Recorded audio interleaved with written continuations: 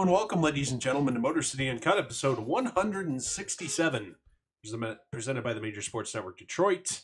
I'm your host, Dorf, joined each and every week by Major Sports Network founder Adam Hernandez and Shawn Bell, who's I think we can stop with that. He's now a part-timer. Yeah, I was so we're going to have to go back to the guy who doesn't, his job title is that he doesn't have a job title. Yeah, I was going to say, it's like I've been here for how many consecutive weeks now? I know. Yeah, so shut All right, come up with a new quip for yourself. I shouldn't have to come up with myself. Jeez. Well, we're giving you the unique ability to pick your own nickname. Usually don't want other people picking your nickname. Yeah. You're getting off. Yeah, you could call yourself Iron Man or something. I don't know. Pick something. Who's your favorite Marvel character? Thor. Is it really? Yeah, I like Thor. I've always liked Thor. Thor's your favorite? Yeah. I'm not calling you that. He's a true god, you know? Jeez. I'm not calling you that. So, who's your favorite Marvel character? I don't have one. I don't care. You don't have a favorite Marvel character? No, I'm too young for that, really, to be cool. My dad wasn't into it, so therefore I didn't get into it. You know, it's one of those things. Wait, you're too young for that? Yeah, that doesn't make any sense. The comics weren't really a popular thing when I was at the right age. Okay, movies are. Yeah. Who are you talking to? Yeah, but still. I don't watch movies. Yeah, but still, you can.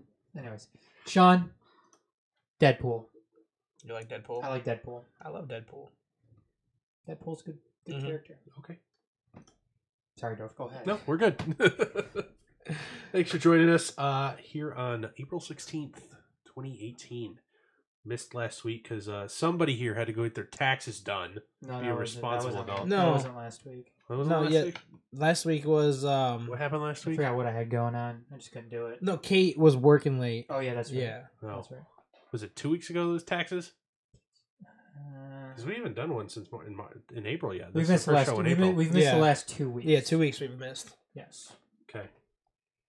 Anyway, let's get right into it. So, your Tigers blow when they can actually play baseball because in the MLB's infinite wisdom, they've decided that playing full slates of games against teams you only see once in April in the North is a good idea.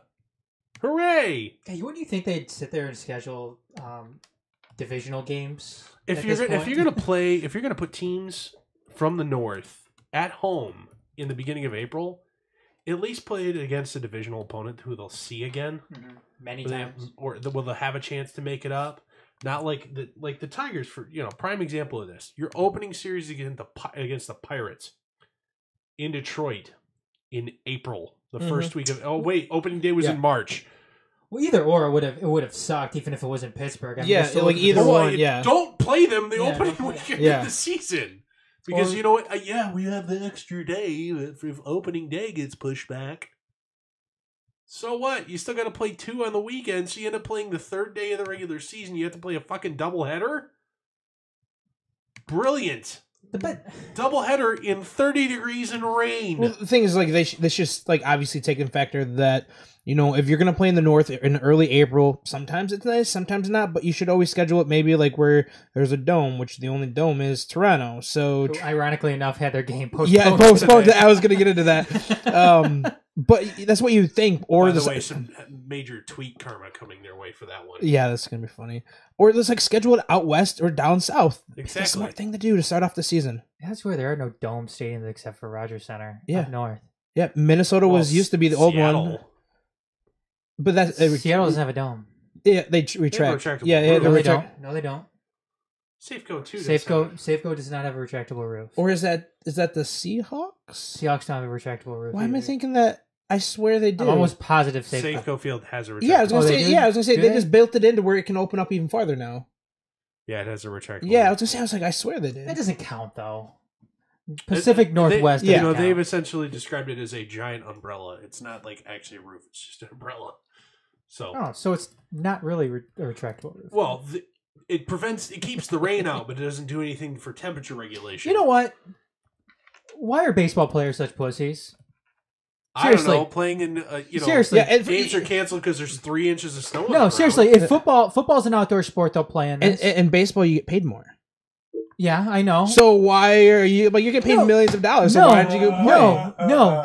That's an irrelevant factor. Seriously though, why are baseball players such pussies? Why can't they go and play out when it's raining a little bit or snowing a little bit? Or even more so. It's a sport that requires infinitely more precision athleticism, which is infinitely hindered by the cold. Boo hoo hoo hoo! That shows you have true talent. So you're still going to be dealing with cold. Yeah. I mean, they don't cancel games because it's 30 degrees and not snowing. They did. They canceled a game because it was 30 degrees. Yeah. When? Minnesota. Yeah, the Minnesota game they actually did. Then they're bitches then. They are bitches. If you're 26 degrees a game time. I'm sorry. If you're going to sit here and you can't say to me that they don't that the cold doesn't affect the NFL players as well, because it does. It sure does. Makes your bones more brittle when you get hit. But it's a less pinpoint, more brute force sport. Okay, but you know what? If you sit there and if your game, if part of your game is playing outdoors. Baseball. That's some of the shit. That's some of the shit that you have designed. But still, you play outdoors, and whether it's cold, rain, whatever, that's something that you should have to deal with. And if they're going to sit there and have games at this point of the season or this point of the year, shouldn't. That's what we're arguing. You shouldn't. You either shouldn't or you shouldn't play the games. The only thing the only way around this is to sit here and have more doubleheaders and start the season later. That's the only way around it. Yep. Otherwise, they're gonna keep on dealing with this, and it's who wants to start their season with a doubleheader right off the bat like the Tigers did. We don't have to start. I'm like that's the thing. That's the point. Like you don't have to start the season later, but you take it back to that. I'm like these guys are just getting ready to start playing baseball. This is how injury starts. You're playing all these innings in one day, and they're not used to this yet. So why don't they just start the season in late April? Because no one, the powers that be will not allow the 162 game season to be shrunk. So you're going to be playing 162, regardless of how you do it. Now, I would advocate for you do not start until the second week of April, and no home games in that first week in cold weather cities. Yeah, that means so everything above Tigers, everything Twins, north of Nashville. That means the Tigers, the Twins, the Pirates, the New York teams, Boston, etc., will have to start on the road every year. Chicago, both Chicago, yeah, Chicago, etc. Baltimore, Minnesota. They'll have to start on the road every year. But so what? And then you know what? You schedule in at least 2 doubleheaders a month. Just schedule them in. And how you also can, but there's so much stress on the players. Add an extra roster spot for the whole year. Carry 26. Carry an extra player. Still allow them to have then a 27th on doubleheader days. That's fine. Dorf, that's fine with me. It just seems like every single year they deal with the same exact thing earlier on in the season. I don't know if it's one of those recency biases things, but this year is historically bad for cancellations. But I mean, but you're still Tigers haven't played a game yet in above 55 degrees. But you're still dealing with bad weather. Yeah. Mm-hmm. I mean, even the South is dealing with the rain and all that stuff. There were 6 games canceled yesterday. Yeah, and the Minnesota Twins had a whole series rained out. Mm-hmm. Yeah, and you know what? They're not going to do anything about this. They're going to let it go. And they're going to keep doing the same thing every year. No, but it just goes to show, like you said, Dorf, like you said, it just goes to show that baseball is... They continue to do the definition of insanity, which is obviously trying the same thing over and over again. How dumb is it, and how did they let that pass... Having the Tigers play the Pirates the opening series of the year, beginning of April, or actually end of March. Okay, yeah. Because how does that even pass? That makes no sense at all. Because the MLB schedule makers are incentivized to maximize primetime games, quality of primetime games. They've seen what happens to the NFL when shit products are on Thursday, and they need to maximize the home runs in the weekend series, the weekend stuff for Saturday, and Sunday night baseball. That's all that it's trying to do. Why do you think the Red Sox and Yankees only play on fucking weekends? You know what they need to do then?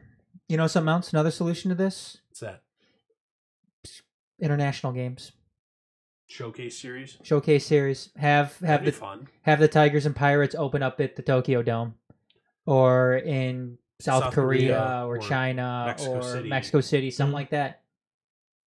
Australia, eh?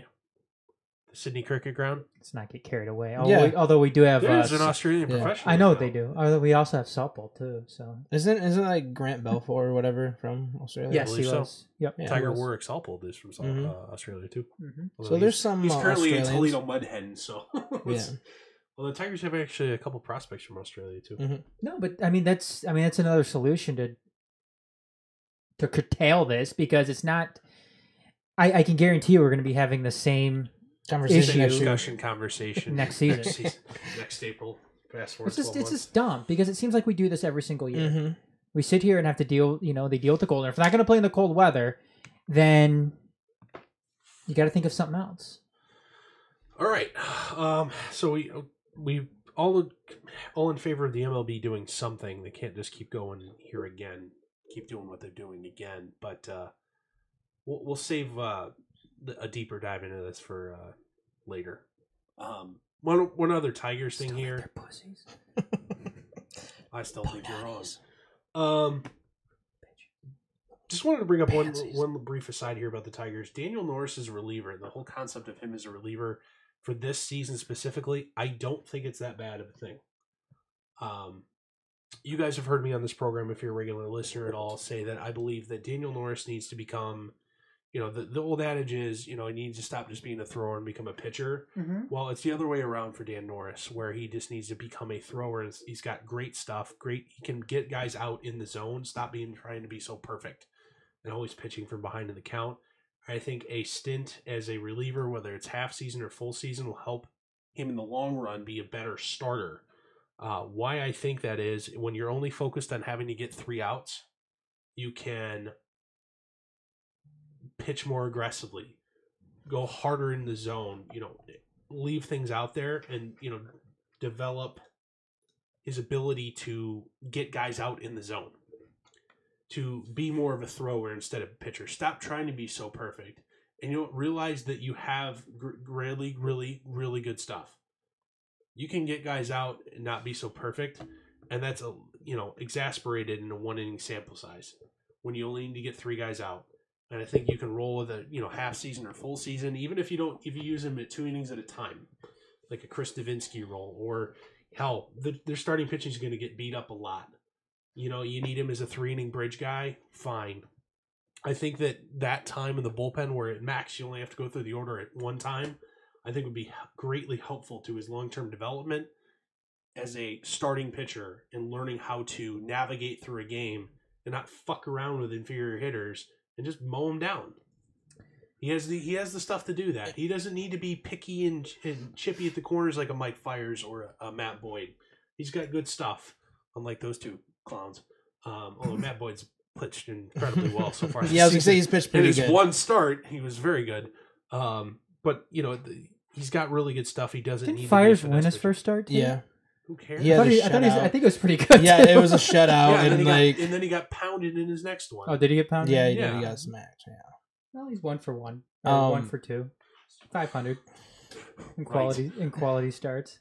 Yeah, I gave up. I believe first outing was 7 innings of 1. 6 innings. 6 innings of Yep. 1-run ball. And he had like 5 strikeouts or something like that. And the next one was He's got 5 1/3 of 6 runs. Yeah, he got lit up pretty good. Dorf, whatever helps him become a better starter. If you're saying that, we're gonna put him in the bullpen so we can just transition him to being a bullpen pitcher, I wouldn't be for it. But if this is True, if this is done to help him become a better starter, then that's something I can get on board with, because obviously this season doesn't matter. Mm-hmm. Next season doesn't matter, and perhaps the season after that really doesn't matter a whole lot. Although you're hoping in year 3 they're starting to look good. Yeah, they're starting to look good. So I mean, do we need to start a hashtag in this town? Hashtag trust the process. Do we need to have our own process? no. Hey, it's working out really well for Philly. They're a year ahead of schedule. Mm-hmm. Yeah, but We're not a year ahead of schedule. I don't want to. Yeah, I don't want to. Yeah. No, if this is all about him becoming a better starter, then I'm all for it. I'm against any idea of putting Daniel Norris in the bullpen so he can become a bullpen pitcher. Mm-mm. I think that's a waste of talent. Yes. Long term. Oh, absolutely. In the short term, it may be very, very positive for his Yeah, development. I think putting Daniel Norris in the bullpen for him to be a bullpen pitcher is like you said, Dorf. It's an incredible waste of talent. If you're gonna use that talent strategically, though, to make him a better starter eventually down the line when he enters his prime, because I think a lot of people are still. I think he's kind of got Rick Porcello syndrome here a little bit. Not so much, but when Rick Porcello was here, and he kind of and he had his ups and downs earlier on in his career, but even up until he got traded, even a year or so before that, it was hard to believe that Rick Porcello was still as young as he was. Well, he came up so young. Given the amount of time that he's been in the major leagues, and Dan Norris is kind of similar. I he came up like when he was 21, or something like that.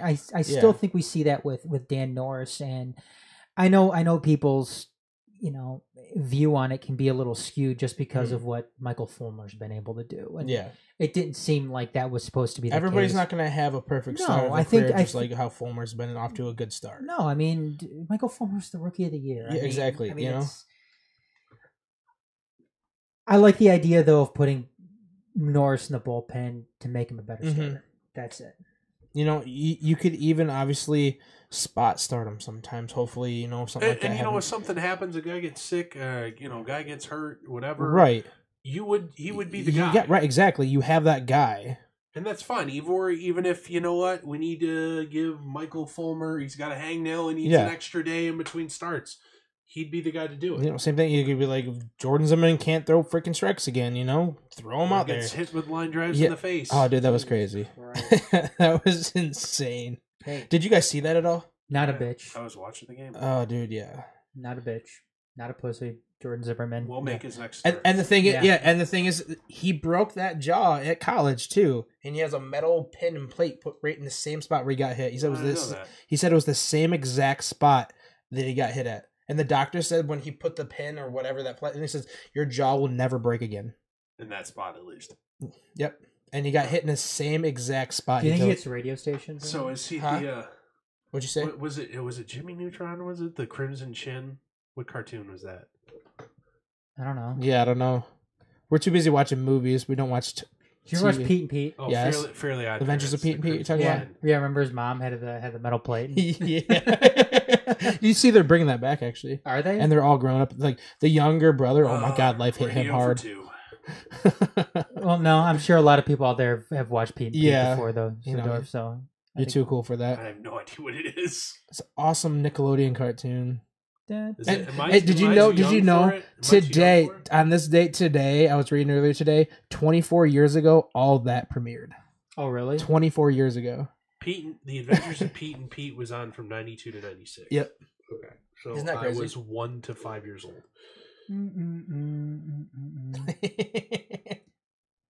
That's awesome. You like orange soda? Who loves orange soda? Cal does. Is it true? Mm-hmm. I do. Who? Since I can't reach the off button over there.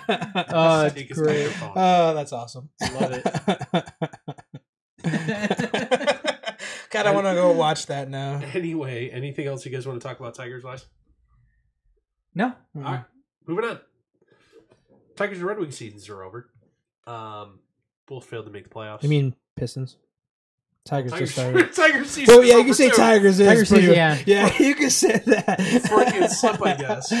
But no, the Tigers and God damn it, I can't stop doing it. Red Wings and Pistons, their season. The pen is blue. Liar.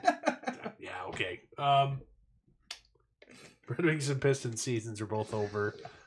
Both failed to make the playoffs. Pistons kind of put on a late run, but it was too late. The Red Wings kind of never really had a shot all year. Just going to kind of do a post-mortem on here. Not really going to break down the season, but kind of look forward here. Whose GM is going to get fired first? Is Ken Holland actually going to see those 2 years of his contract extension, both of them, and Stan Van Gundy is actually up at the end of next year. Is he going to make it through the year as well? I'm actually kind of surprised we haven't heard anything about Stan Van Gundy so much yet, considering Black Monday in the NBA has already basically. Wasn't it today? Or was that last week? I thought it was last week. Yeah, you're right. It was last week. In any sense, it's come and gone, whether it's today or last week or whatever. They're not going to fire Stan Van Gundy at 8:00 tonight on a Monday. I still think it was an interesting notion that was brought up. I can't remember who it might have been Sports Illustrated that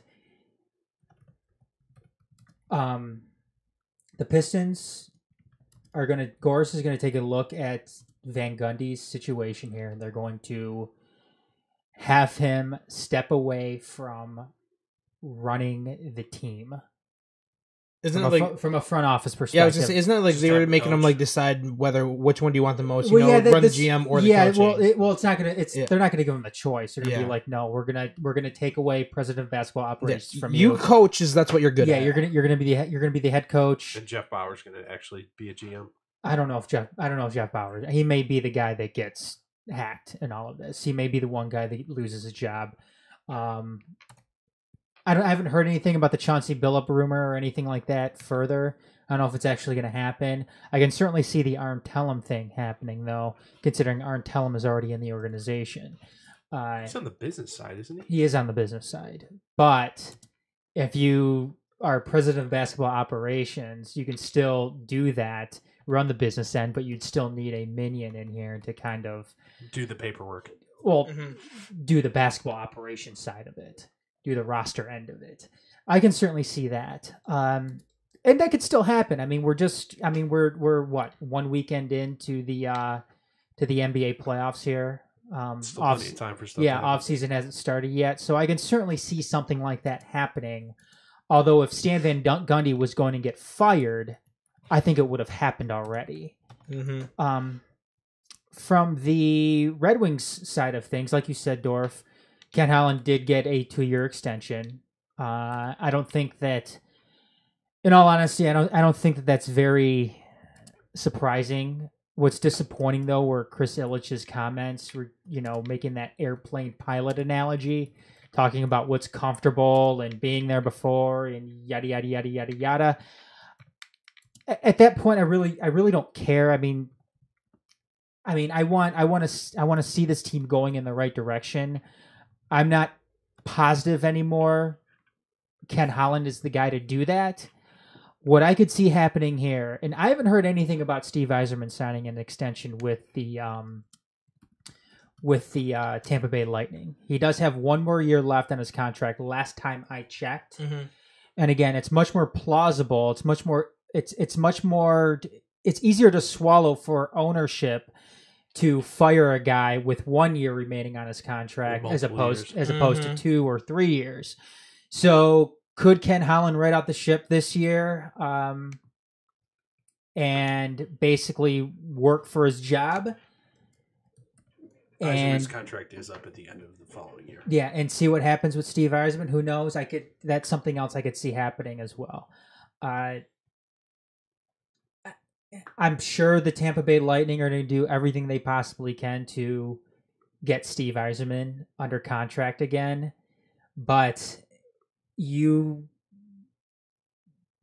can be absolutely sure that the Red Wings may be making some phone calls, seeing what they can do, and I'm sure Tampa Bay knows that there could be a bidding war coming up for Yzerman services. So do you think it's that the Lightning haven't approached Yzerman about an extension, or he's keeping the options open so that he can make a move? Let me ask you this, Dorf. Do you find it a little odd that Steve Yzerman hasn't signed an extension yet? No.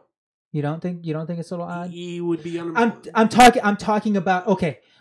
I'm not saying it's odd from Steve Yzerman's perspective because he's done very, very well at that position for the Tampa Bay Lightning. I guess the correct way to word this is: do you think Tampa Bay's already approached him with another contract? Probably. I think they probably have it's too. It's one of those that I bet you he said no, Because he has all the leverage. Absolutely. He'd be unemployed for 5 minutes if he decided to leave the organization. There'd be about 7 teams firing their GM for a chance of signing him. On that token, though, you have to figure that the Red Wings, he's going to give that extra look to, obviously. I would hope. When it comes to, going home, running the team that, the only team he knew as a professional throughout his entire career. So, I mean, I could see that happening. I mean, giving Ken Holland a 2-year deal is very much like giving him a 1-year deal. I mean, no GM. It's effectively a 1-year deal. It's effectively a 1-year deal. No executive ever works in the final year of a contract. It's they get canned or they get extended. Yeah, they're not going to be working under that lame duck status. Most cases, coaches too. Exactly, they're not going to be working under those lame duck, under those lame duck implications that a 1-year contract would bring.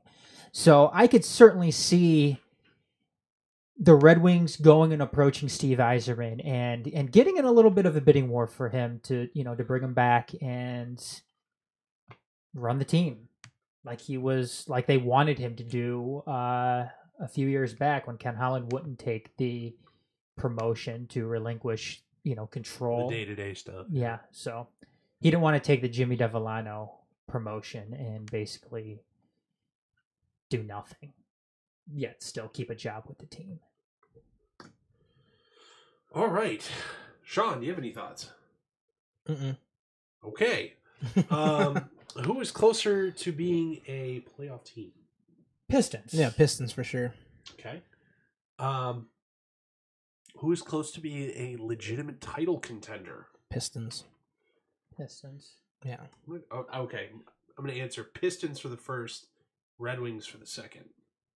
I don't think the Pistons have any hope with the current group that they're going to be stuck with for the next 3 years. They're not good. Well, they don't have the assets to get out of it. Give me a timeline here. Then. Yeah. Who is closer to being a legit contender? Well, if you put it like that, it's still the Pistons. Because the Red Wings are still a few years away. I think the Red Wings are closer. They're both stuck in bad roster predicaments, but unlike the Pistons, the Red Wings actually are going to be bad enough that they're going to have draft capital, especially with the 12 picks this year. They're going to be able to reload significantly faster than the Pistons will be able to, considering they don't have a first-round pick this year. I think a better first-round picks are worth a damn anyway. I think a better way of wording that is which team is in better position for long-term success. Mm-hmm. Sure. And would you say the Red Wings? If that's the case, then I go with the Red Wings. Okay. Although I think neither of them have hope in the next 5 years. Although it's a lot easier to transition a basketball roster than it is a.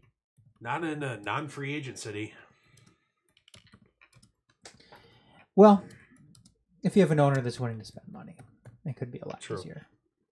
I don't know. I guess Goris is willing to spend money in some regard. Doesn't look like it. Well, he is he's in the luxury tax threshold. In some regard, he is. I mean, odd situation. Poorly. Yeah. I don't know. I think that's. I'm with, and I don't. I'm not sure that this is where. I'm not sure this is where you. I don't want to put words in your mouth. Sure. But I don't think the Red Wings are in as bad of a spot that many people like to think they are. I agree. I think the Red Wings are in a decent rebuilding spot right now, considering the draft picks that they have. And yes, I see on the rundown here that the AHL team is. The NHL or the team, AHL. The AHL team teams is old. are the oldest in their respective leagues this year. You know what? The AHL and the NHL. That doesn't matter a whole lot to me because it's only going to be a certain number of guys that come up and make an impact anyway. Mm-hmm. You're not looking on transitioning the entire AHL team or the entire ECHL team over to your professional team. You're only looking for those certain guys. And the Red Wings have some of those certain guys that you're going to be looking out for and looking to see if they could actually go and make a difference. Like, in some sense that you can you might be suspecting of them. As far as the Pistons go, I mean, they really don't have that one guy. They really don't have any of those younger prospect type of guys. They passed on so many of them, though. That's the worst part.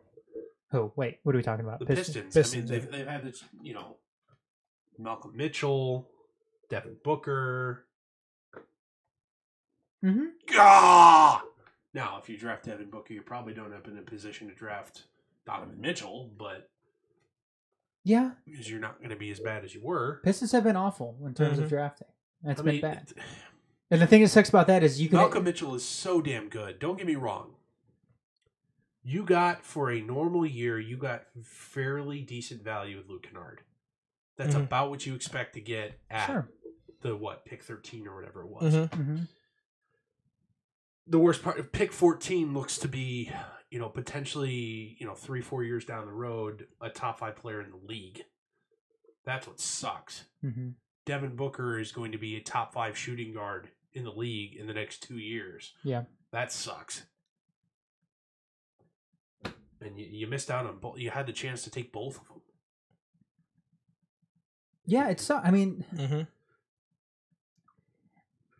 it's. I mean, certain instances like that are that's reason enough for general managers to lose their jobs.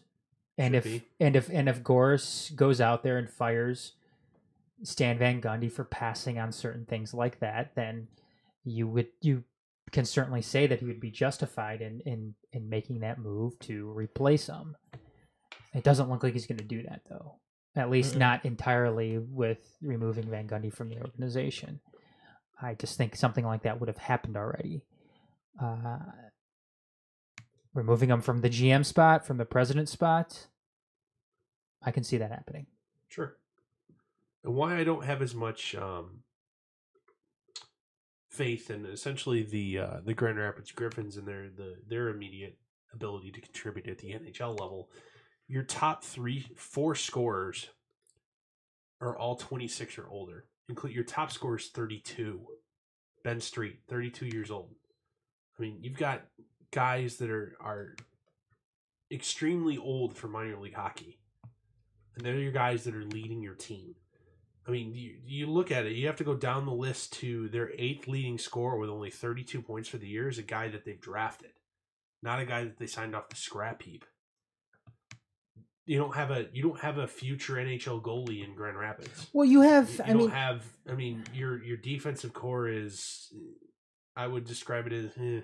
But you see, there's another reason why they kept Jimmy Howard over Peter Mrazek. It's because Jimmy Howard gives you a little bit more time, as opposed to going out having to sign a goaltender in the offseason and commit more years to him when that's not going to be your guy. Sure. So why pay the money to do that? No, I mean, you're right. I mean, like, yes, there's no arguing as in terms of trying to make Grand Rapids to be more than what they actually are. Yeah, they're an old AHL team, and usually that doesn't means they won a lot of games, but it doesn't mean that they're going to be any good. Well, it's also not a recipe for immediate success at the NHL level. But the Red Wings do have a lot of talent. They have talent overseas. They have talent in the juniors, and that's where everything is. It seems like with them for now. And what that tells you is, yeah, it's going to be another couple of years for the Red Wings where they're probably not going to be making the playoffs. Mhm. And what that means for Ken Holland is, who knows? I don't know what type of expectation. They're not going to get it done during his 2 years. Yeah, I was gonna say you just signed it 2 years. Yeah, That's it. It's not going to be enough. I don't know what type of expectation Chris Ilitch is putting on Ken Holland, based on what we think they're going to do the next couple of years. I'm not expecting a whole lot. Maybe they think that, maybe we can get a signing here or there, and maybe we'll continue to draft, or maybe we'll continue to develop some of the younger guys already here, like a Tyler Bertuzzi. Maybe Dylan Larkin continues to develop. Anthony Mantha continues to develop. Maybe you're looking at it from that standpoint, and it's only going to depend on what some of those younger guys are able to do who are already up here now. And I hope going forward with the Red Wings that it may be one of those salaries and veteranship be damned play the young guys who don't make any money on the top lines, and you know what? Your fourth line may make 12, 13 million bucks combined. So what? Your third defensive pairing, your fifth and sixth defenseman, maybe $5 million each. Who cares? Mm-hmm. Play the best guys. Play the kids that are going to be around in the spots, in the tougher spots. Play the kids that are going to be around and see if they have it.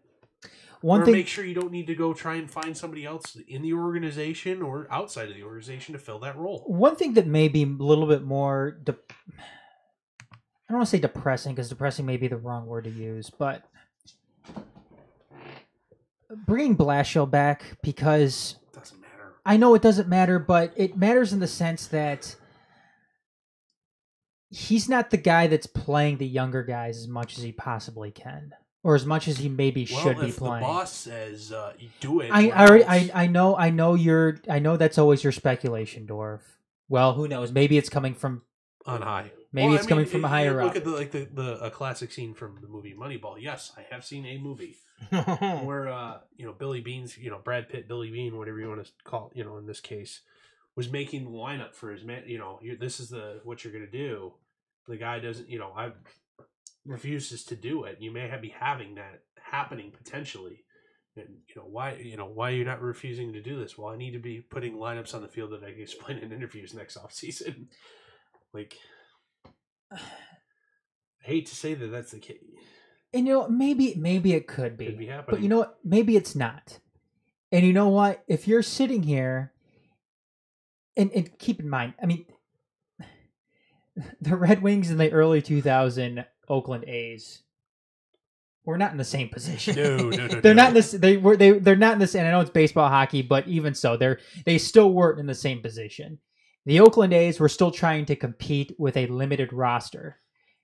The Red Wings situation is much different because they have younger players coming up and they're rebuilding. Right now, the Red Wings situation is you have to play these younger guys, specifically Andreas Athanasiou, in order to help keep him around going forward. Andreas Athanasiou may not be happy to stick around in Detroit based on the playing time that he's had. And that's something that was negotiated prior to him re-signing his restricted free agent deal and coming back to the States and playing in Detroit. I'm not totally convinced he's happy enough with the way things went this season in terms of his ice time. And that's and at the forefront that lies with Jeff Blashill. I don't know. I thought I wouldn't have I certainly wouldn't have been disappointed if they got rid of Jeff Blashill. I don't think I would either. And if I'm picking between the two, between Ken Holland and Jeff Blashill, I'm probably picking Ken Holland just because it was only a 2-year deal, and it seems proof positive how that works when it comes to a 2-year deal with these kind of guys. So, yeah, Athanasiou, only averaged what? Trying to find his minutes per game. It ain't much. That's for sure. Anyway, I think that's going to wrap up that topic. Anything else you guys want to talk about Pistons or Red Wings? No.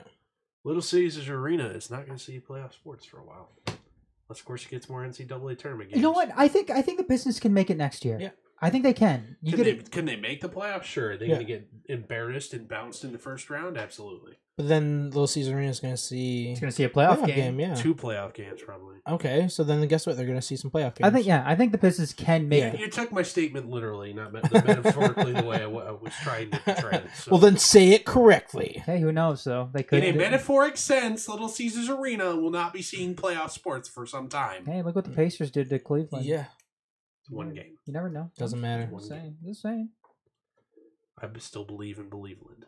No, Jesus. You would. I just said that just to make you guys angry. You would. Yeah, but you have a shirt. Yeah, he probably You're wearing a maroon shirt underneath. He actually has a. Shirt. I bet you on the back of his bedroom door he has a LeBron James cutout taped to it. And then you open up his Yes. closet. Kevin Love's in there. From Dan Gilbert, I have a LeBron James fat head.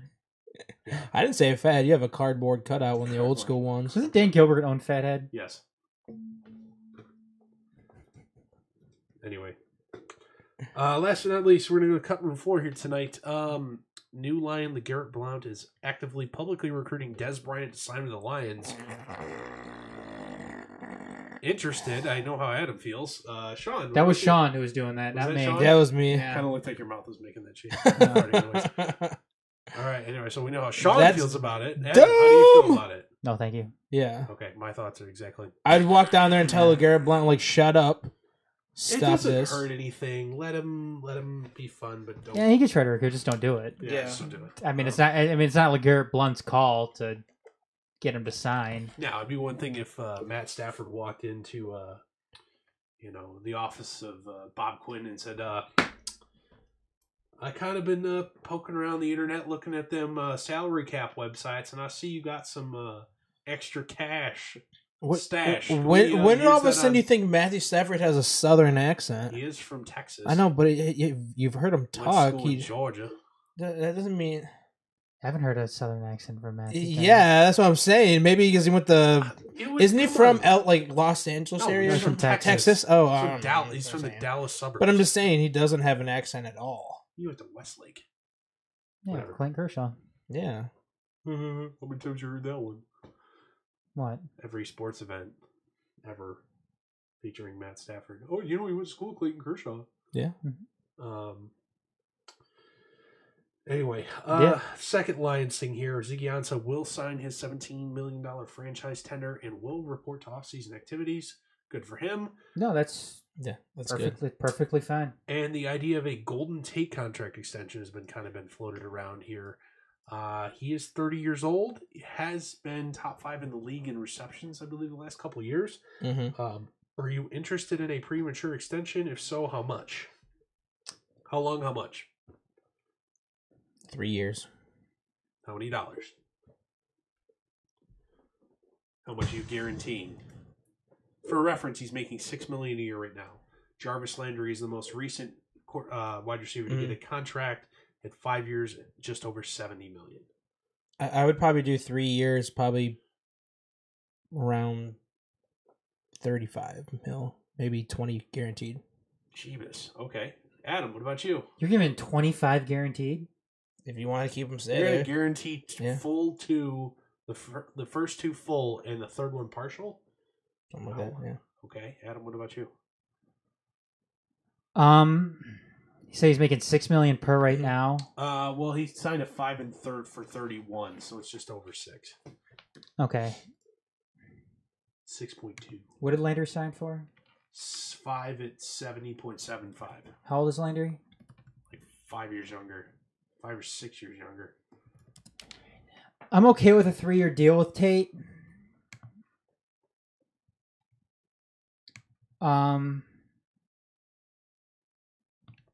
I will bump it up to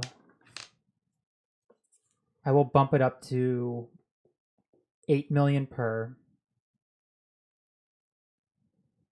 So it says me what 24 3 and 24. Okay. with. I'm not sure. I'm not. Would you guarantee the first 2 full and no guaranteed in year 3? 16 guaranteed? Sure. Okay. That'll be fine. I would be willing to go a 4-year deal because his game doesn't rely necessarily on down the field vertical speed. It never has. Mm-hmm. Knowing that his role will adjust as he gets longer in the tooth to a slot possession guy who will see less targets, I will go 4 years. I will average annual value somewhere between 9 and 11, depending on how another comparable contract. I will guarantee fully the first 2 years. I will give like a 40% guarantee in year 3 and nothing in year 4. That would be my structure. So it would be somewhere between 4 and 36 and 4 and 44, somewhere in there, with 2.5 years worth of that guaranteed. Okay. And I think that would be a fair fair evaluation for both sides that would probably get it done, realizing his first digit on his age is a 3. Yeah, I would say he turns 30 this year. And Jarvis Landry, yes, Jarvis Landry is the most recent wide receiver contract, but those are not fair comparisons considering the age gap. I was going to say, how old is... Jarvis Landry will not be as old as Golden Tate is now when that contract is up. Right. And then, you over the past 4 years since Golden Tate has been... Hella productive. You got with the Lions. That's what I'm saying. He's averaging over 90 receptions a season. Hella productive. Yeah. Great value. And he has averaged over 1,000 yards receiving. Good. So. Doesn't get in the end zone. Don't at me. But he gets you to the end zone to get other people in it. Well, they don't run the ball well, nor have a jump ball receiver, so it doesn't really do much. Hopefully, Galladay that's not his fault though. Yeah, it's not. Anything else, guys? Well, hopefully that's different this year, since they have a running back who could actually get between the tackles. A bowling ball finally. Yeah. I really do think that this year Galladay is going to step up and actually do something. I think this past year you saw the potential and improvement what he did this past season. He was still very good. I know, that's what I'm saying. I think he's also very hurt. I don't know. I think it's just going to be a little different year with the guy. What you saw with him last year, I think he's going to pick up more with Ebron being gone. Well, they don't have they still don't have a tight end unless they're counting on Michael Robinson, or I think that's his name, Miller, to come around. Michael Roberts, yep. Yeah. Coming around a little bit more. Aside from that, they're pretty much running the same group of wide receivers once again this year. The biggest difference they did just actually resign T.J. Jones too. So. Did they resign T.J. Jones? Yeah. I don't mind that for a fourth receiver. Other than that, the biggest difference is going to be LeGarrette Blount and a healthy. He's it. And you're going to have a new left guard. And a healthy offensive line, hopefully, the entire year. If the offensive line stays healthy, it's dominant. You're hopefully going to have Taylor Decker for the entire season, as opposed to a healthy Taylor Decker, and hopefully Rick Wagner's legs will be not. God, that guy got rolled up on so many times. I feel bad for him. And hopefully TJ Lang is healthier too going into this year. So true. I think that's what you're banking on, and who knows? And hopefully Galladay is that jump ball receiver type that. Matthew Stafford could throw it in the corner of the end zone and make things happen with. But anything else, guys? No. All right, that's going to wrap up this episode of Motor City Uncut. 167th time we've done this. Presented by the Major Sports Network Detroit. Join us each and every week, we swear, on Monday nights at 7 p.m. Eastern, live on the platform that you're seeing us now, or catching our replay anywhere you're also seeing us now, also on YouTube, SoundCloud. What else are we on? YouTube, SoundCloud, Periscope, Mixler, Facebook Live, YouTube Live, Twitch. I think that's it. All those places. All at once. That's bandwidth galore. Anyway, that's going to wrap it up, folks. We'll see y'all next week.